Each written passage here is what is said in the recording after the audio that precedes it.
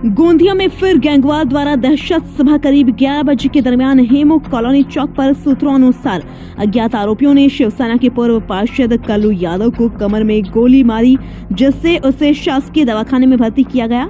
Serious होने से नागपुर ले जाया गया। गोंदिया में इस वारदात से हड़कंप मचा हुआ है।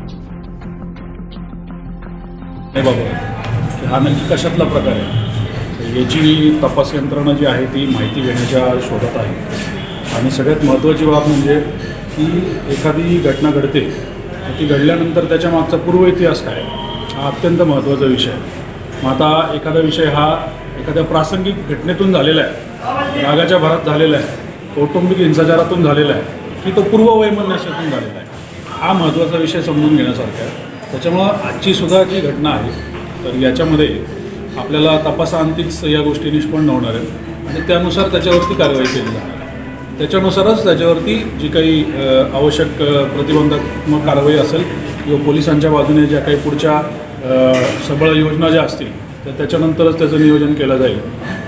महत्त्वाचा समजून घेण्यासारखा भाग जो आहे याच्यामध्ये तो म्हणजे की गेल्या काही महिन्यांमध्ये किंवा गेल्या काही वर्षांमध्ये टप्प्याटप्प्याने इथं गोंदियाची जी काही ऐतिहासिक गुन्हेगारी आहे किंवा गुन्हेगारी वृत्ती जी आहे तर ती कमी करण्याची जी काही प्रयत्न चालू आहेत त्याच्यामध्ये टप्प्याटप्प्याने जे बदल घडत आहेत त्याच्या अंती निश्चितच आपल्याला एक चांगली परिस्थिती ही बघायला मिळणार आहे। कारण की जो रेकॉर्ड असतो तो रेकॉर्ड बनवणं या गुन्हेगारांचं हे सगळ्यात कठीण काम असतं आणि त्याच्यानंतरच पोलीस प्रशासनाला सुद्धा संवैधानिक चौकटीमध्ये बसून काम करता येत असतं।